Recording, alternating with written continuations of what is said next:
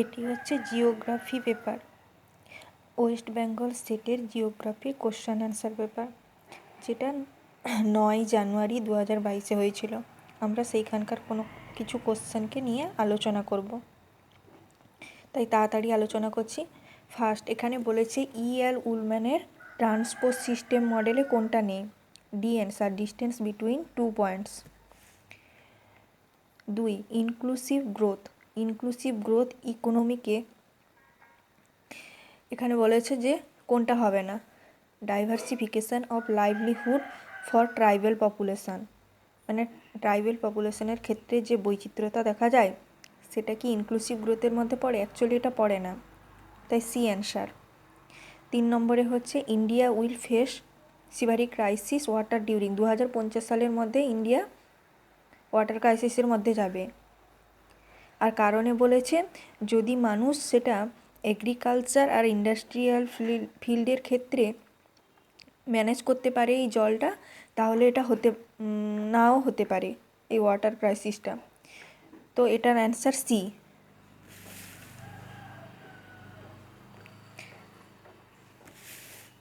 4 নম্বরে হচ্ছে টিক আর শাল কোথায় দেখতে পাওয়া যায়? টিক আর শাল কী ধরনের ফরেস্ট? এটা হচ্ছে ট্রপিক্যাল ডিকেডিয়াস ফরেস্ট। 5 নম্বরে হচ্ছে গ্লোবাল ওয়ার্মিংয়ের জন্য কীটা দায়ী? Increase in green house gases, A. 6 হচ্ছে ভারতে মৌসুমি বায়ু দেরিতে আসার জন্য কী কী দায়ী? ফার্স্ট হচ্ছে এল নিনো, এবং 3 নম্বর হচ্ছে presence of westerly jet stream, Himalaya. মানে হিমালয়ের কাছে যদি ওয়েস্টার্লি জেট স্ট্রিম থাকে তাহলেও দেরিতে মৌসুমি বায়ু আসে, অ্যান্সার এ। এবারে সাথে হচ্ছে ফ্লাড বলছে ফ্লাড হচ্ছে একটা ন্যাচারাল হ্যাজার্ড যেটা গঙ্গা ব্রহ্মপুত্র প্লেনে দেখতে পাওয়া যায়। হ্যাঁ, আর রিজনে দিয়েছে যে পপুলেশনের প্রেসারের কারণে মানুষ মানে বন্যা প্রবণিত এলাকায় ঘরবাড়ি বানাচ্ছে। অ্যাকচুয়ালি দুটোই ঠিক, কিন্তু কেউ কারোর কারণ ব্যাখ্যা করছে না, তাই বি অপশান। এইটা বলেছে জেরোফাইট আর হাইড্রোফাইট দুটো সিজনে দু রকমের বিহেভ করে। প্লান্টস যখন একটা সিজনে জেরোফাইট বিহেভিয়ার করে আর একটা সিজনে হাইড্রোফাইট বিহেভিয়ার করে, সেটাকে বলে ট্রফোফাইটস। এবারে 9 দাগের কোশ্চেন হচ্ছে এখানে বলেছে হাইড্রো ইলেকট্রিক পাওয়ার, মানে জলবিদ্যুৎ শক্তি গড়ে ওঠার ক্ষেত্রে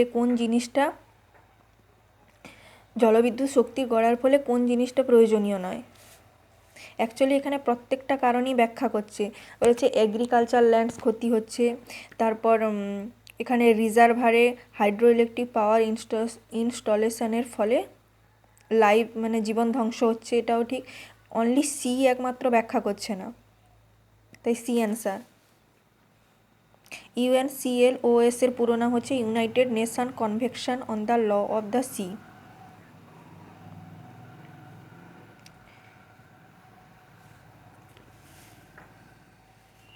এখানে বলছে প্রাইমারি অটোট্রফ সাকসেশন, তার স্টেজগুলো নিউডেশন, ইনভেশন, কম্পিটিশন, রিসেশন আর স্টেবিলাইজেশন। এখানে বি অ্যান্সার হবে।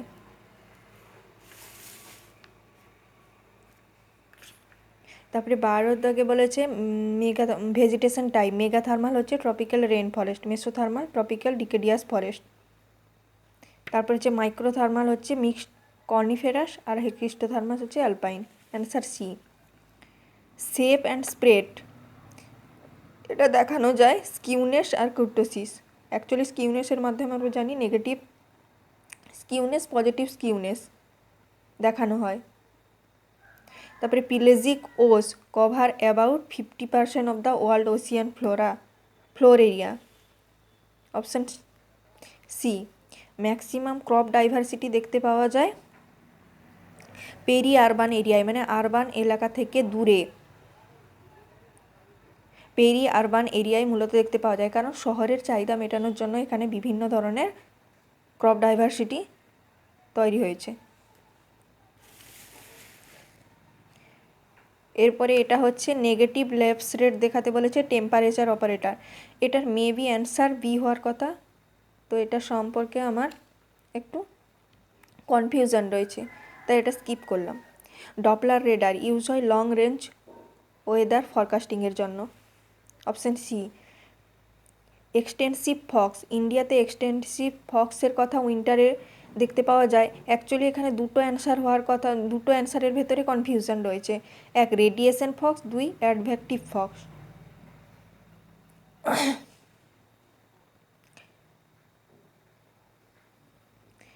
এটাকে আমি স্কিপ করলাম 19-এর দাগে। এবারে হচ্ছে 20। ফার্স্ট নিউক্লিয়ার এনার্জি প্ল্যান্ট ইন্ডিয়াতে মহারাষ্ট্রের তারাপুরে দেখতে পাওয়া যায়। এরপর হচ্ছে ইকোনমিক এক্সক্লুসিভ জোন, এটা বেশি থেকে কমের দিকে ডিক্রিজিং অর্ডারে সাজাতে বলেছে, এটা হবে B answer. France, USA, Australia, Russia.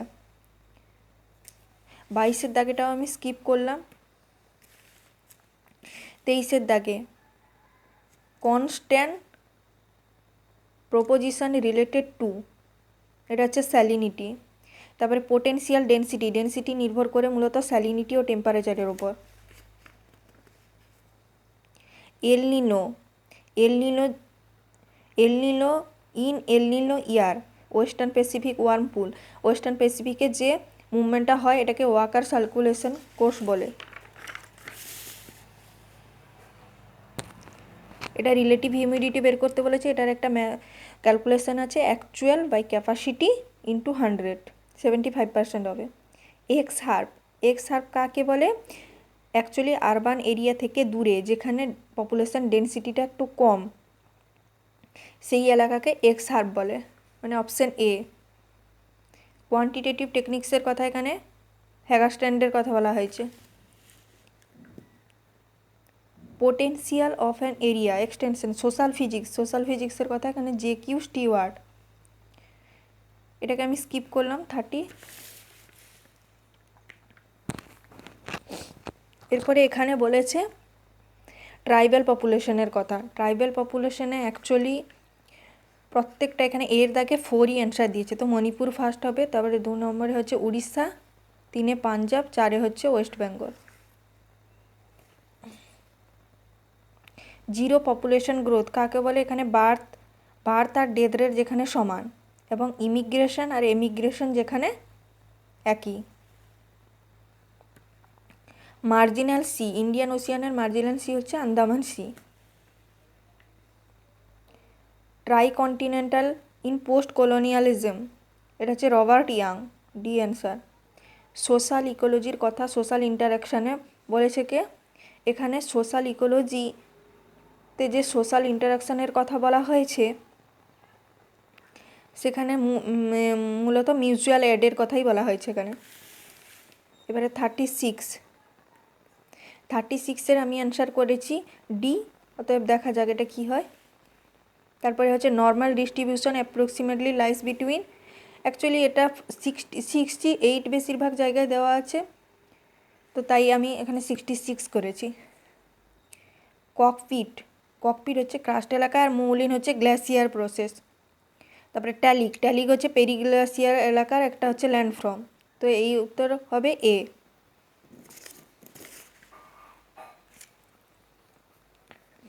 কোমেট প্রপোজিশনে social ডেভেলপমেন্টের যে কথা বলা হয়েছে এটা কোন স্টেজের কথা এখানে বলা হয়নি, এখানে পোস্ট মডার্ন বলে কোনো স্টেজ নেই, বাকি 3টে স্টেজ কিন্তু রয়েছে কোমেটের সোশ্যাল ডেভেলপমেন্টে। খুনস মডেল, প্যারাডিজম ফেজ, খুনসের প্যারাডিজম ফেজে এখানে ফার্স্ট ফেজে কার কথা বলা হয়েছে? প্রি প্যারাডিজমের ফেজ বলা হয়েছে। 41 বলছে রেনফল মেজার করার জন্য কি ব্যবহার করা হয়? Coefficient of variation, C. এই অ্যান্সারটা ভুল দেওয়া আছে, অ্যাকচুয়ালি টি টেস্ট হচ্ছে স্যাম্পল সাইজ লেস দেন যেখানে 30 সেখানে করা হয়, কিন্তু এখানে কোনো অপশানই নেই সিতে 4-এ।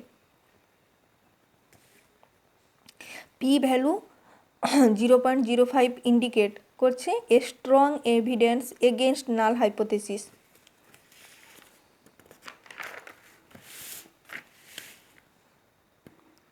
এখানে হচ্ছে ওয়াইডার ডিসপারশন দেখানো হয় এর স্ট্যান্ডার্ড ডিভিয়েশনে। লোকেশনাল ট্রায়াঙ্গেলের কথা বলেছেন ওয়েবার। তারপরে কটন টেক্সটাইল অ্যাকচুয়ালি হচ্ছে কোয়েম্বাটুরে, আর জুট টেক্সটাইল আমরা জানি রিসড়াতে, সিল্ক টেক্সটাইল মাইসুরে, তো এই অ্যান্সার হবে D. Which of the following এখানে বলেছে টোপোগ্রাফিক্যাল ম্যাপ কে তৈরি করে, সার্ভে অফ ইন্ডিয়া।